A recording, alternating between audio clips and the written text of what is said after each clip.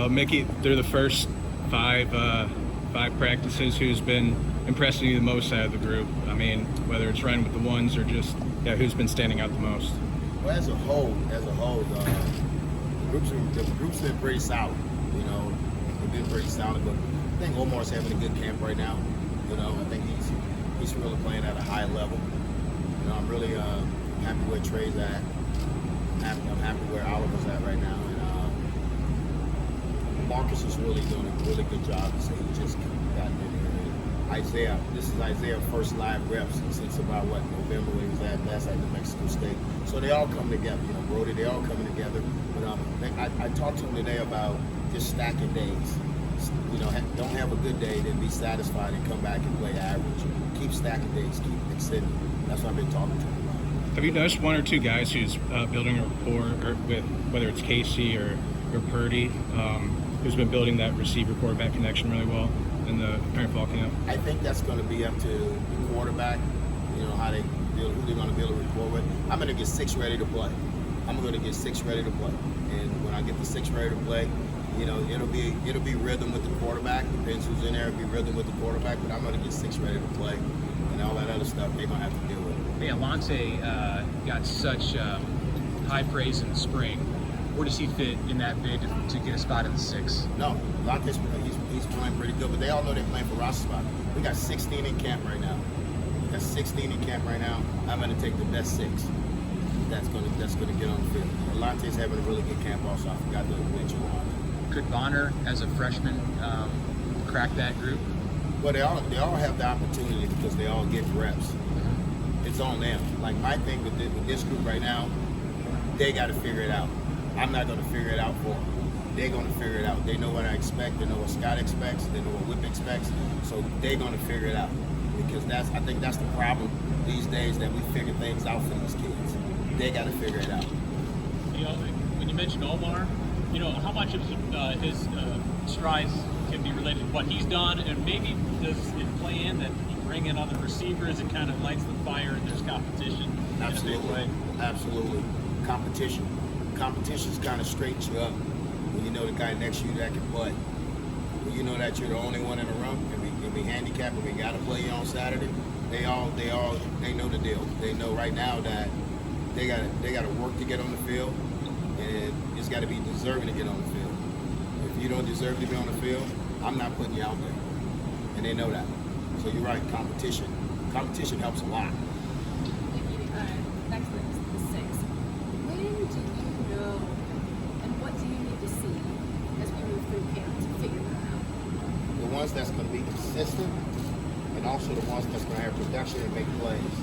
I mean, you can be consistent, but you're not making plays. I look at all of that.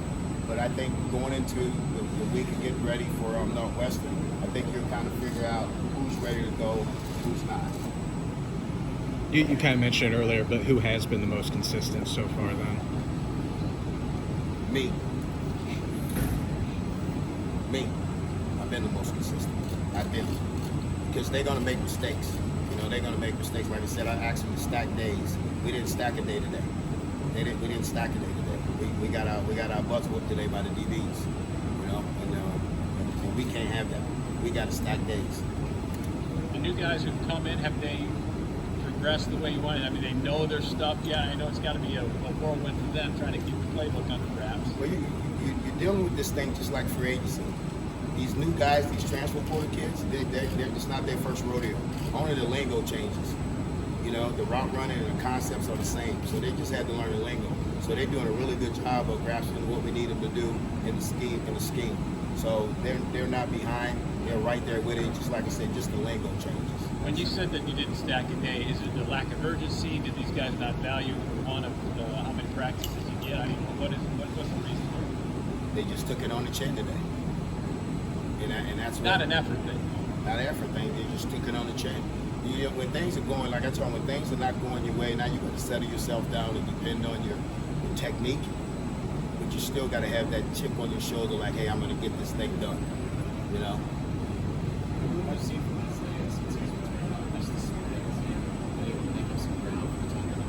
Yes, he's been a lot better. He's getting better every day. Like, I got to be patient with Isaiah first of all, because he didn't go through spring. And the last time he really played football was November. November, December, he was at New Mexico State. So I got to be patient with him. But so far, he's been coming along. He shows flashes. Now we just got to get him back in the routine, get him back playing football.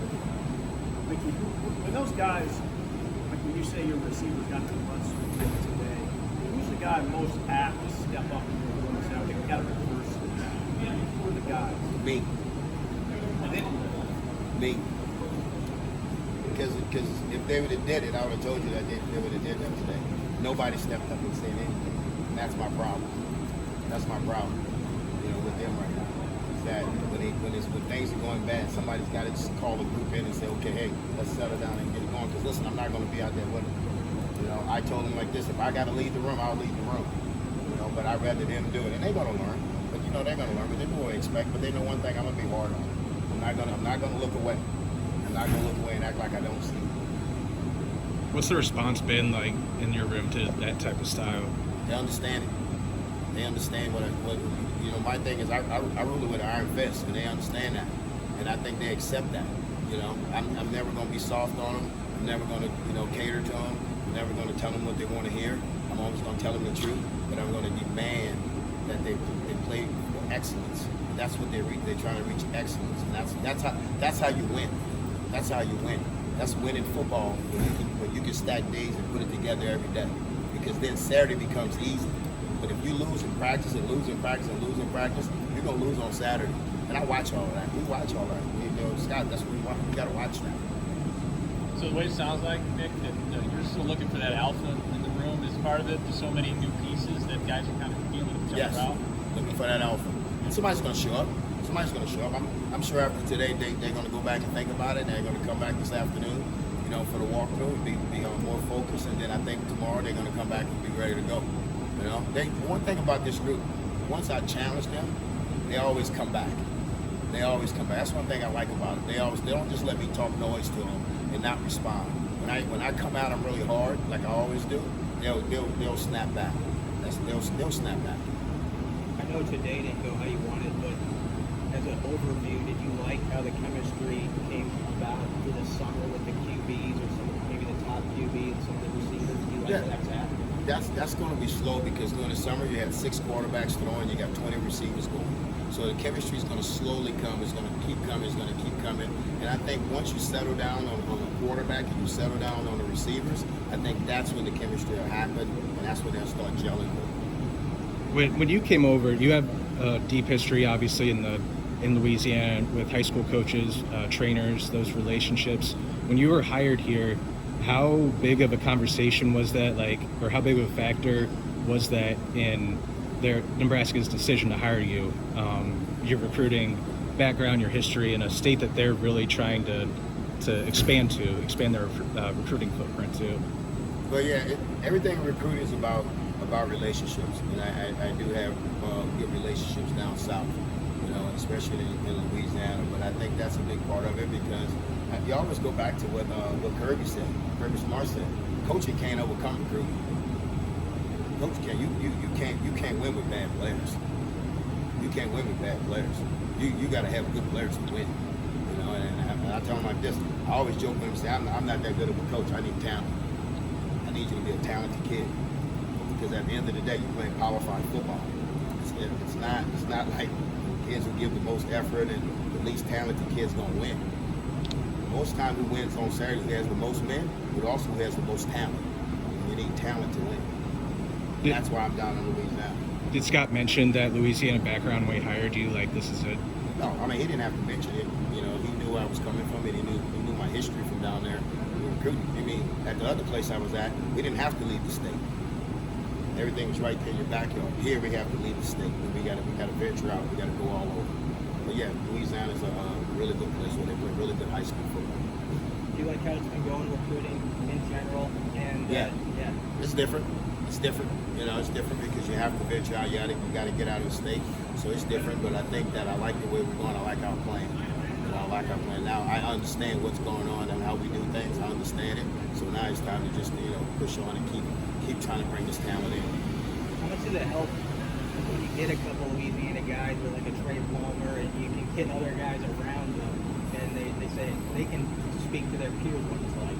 Yes, they do. I mean, Trey and they do a really good job. They do the coaches. They do a really good job. And Singleton, all the kids have done it. They do a really good job with the kids from Louisiana once they get up here, making them comfortable. And when they come up here, they can see this place sells itself. You know, this place sells itself. Look around. We got all the resources in the world. You know, you got a great city of Lincoln, great city, great state of Nebraska, great people, great fans. You got great coaches, great administrators. Everything's good around here. We just got to put this thing together and win. When you say your plan, what are some, you like your guys' recruiting plan, what are a couple examples of that plan? Find the best players in the country and get them here to come to Nebraska. That's got to be your plan, and I think that's everybody's plan. Just find the best players that fit our scheme. But they're going to be out throughout the whole United States. You know, we got to go find them. 8 months into this thing with a lot of new coaches, what's that been like? Kind of coming together, getting to know everybody, kind of building that camaraderie. Well, I think we gelled right away. You know, with being the boss, you know, on offense, and I think Donnie does a really good job with the whole line. Beck's been there, Beck's a veteran, so he's kind of helped us fill in with this has been here. You know, Applewhite's here, he's doing a really good job. But I think that we, as an offensive staff, we really gel. You know, and I think we're on the same page when it comes down to what we need to do on offense. What's the key? I mean, I imagine you want to set aside some egos, collaborate a little bit. How do you do? I think when you have a coordinator like Whip, who's been in the game a long time, the respect factor's already there. Because when you challenge him on something, you better make sure that you have your ducks in a row, that you know what you're talking about. Because you've seen everything. But I think everybody in that room respects Whip's resume because he's been there. But everybody in that room is professional. And we're here to work. We're here to work together. We know working together is going to help us. You can't see us divided. We won't be divided. We work together. Anything else for Coach? Appreciate it. Thank you.